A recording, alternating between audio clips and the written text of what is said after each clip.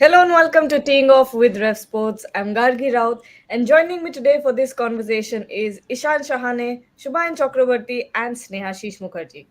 We're deep into the IPL season, and last night we saw Punjab Kings taking on Mumbai Indians, and it was MI that came out victorious, having defended their 192 run target successfully thanks to Gerald Coetzee's and Jasprit Bumrah's exploits. We'll be talking all about the latest developments in IPL and more, so stay tuned. Shubhayan, we've talked about this before, but Jasprit Bumrah looks in absolute red hot form. He's been on a complete rampage. It's all looking very positive for the Indian team ahead of the World Cup. What do you think?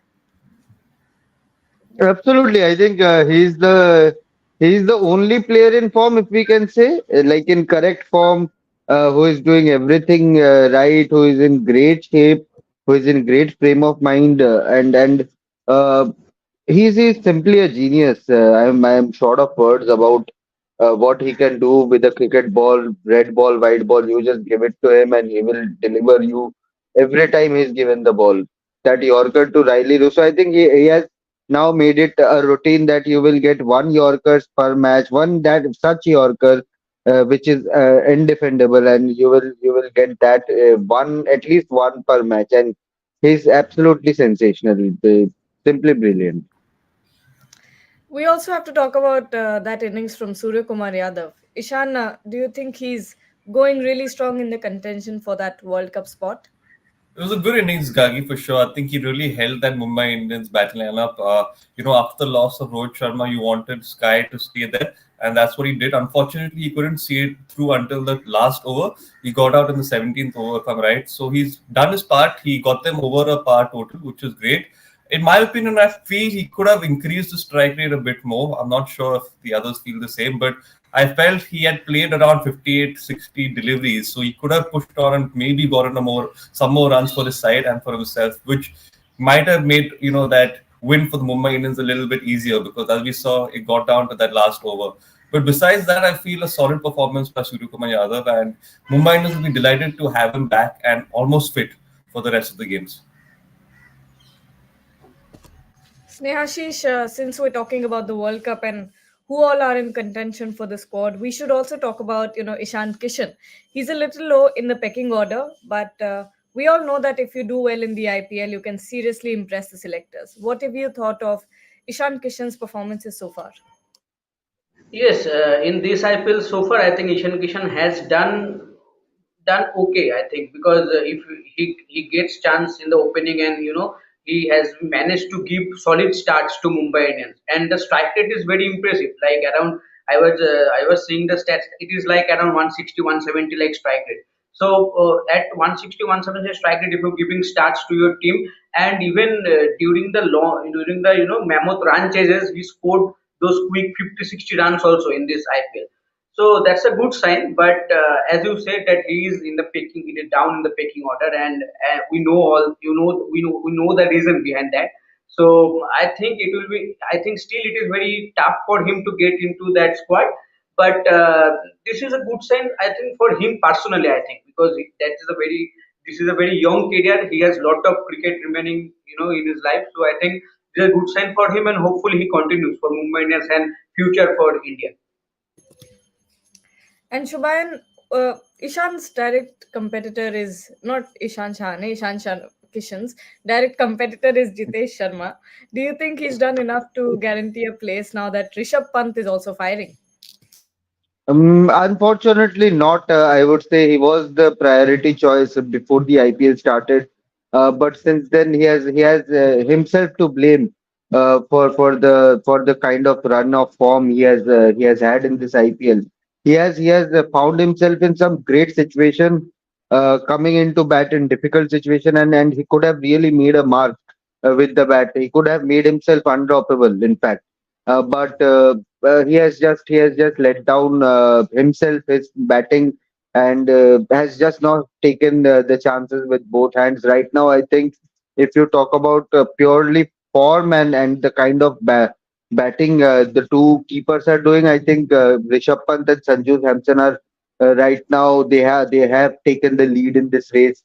If you compare it to Jitesh Sharma, I guess only 120, 130 runs at a strike rate of 127, I think Jitesh would know that has let himself down.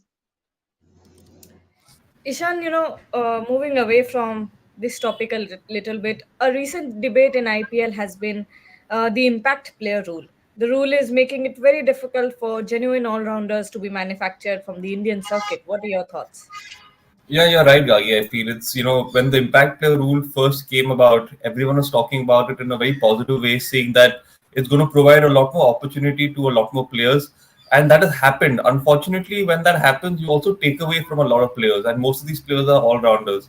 So, for example, someone like Shivam Dubey, who is a great batter that we all know, but he's also someone who can bowl. Unfortunately, how much have we seen him bowl this IPL? We haven't seen him bowl much because most likely an impact player will come and do it for him. So when you have an impact player, you're providing opportunity at one end, but you're also taking away from our Indian all-rounders. And if you're thinking about Indian cricket, it's more important to focus on that rather than giving opportunity to maybe an impact player who might be an overseas player. So it's hurt the Indian team in that sense because it's been a revolution has come about now. And I feel, in my opinion, it might be time to change this because at the end of the day, you want to think about Indian cricket and its future and not just superstars and trying to make one or two players who can come out for that entertainment value.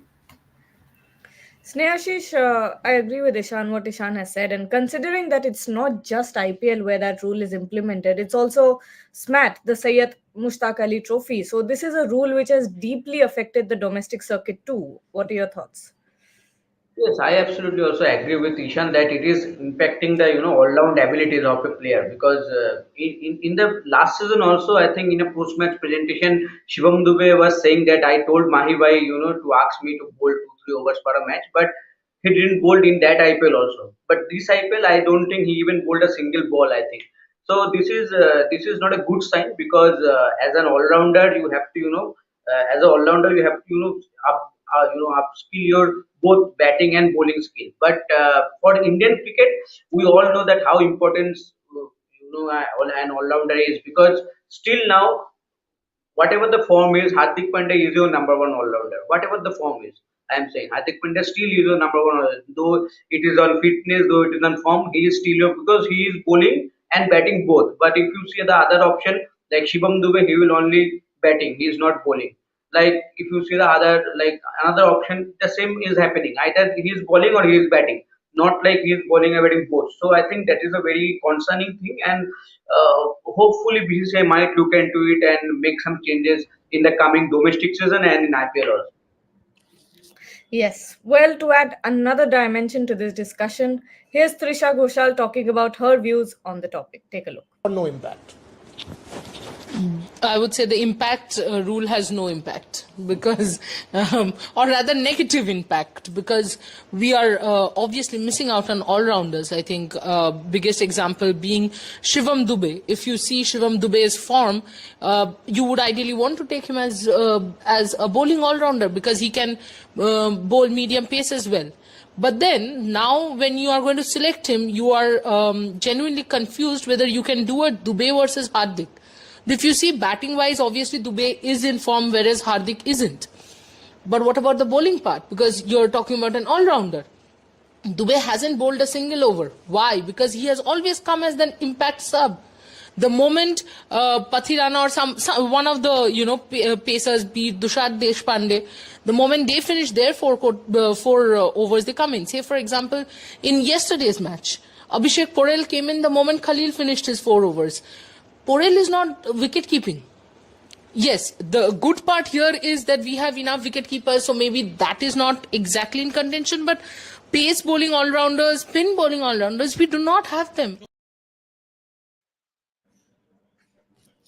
Shubhayan, there's another interesting thing that I noticed during last night's match, apart from all the debate that's been going around the impact player rule, was the fact that the toss had a closer frame.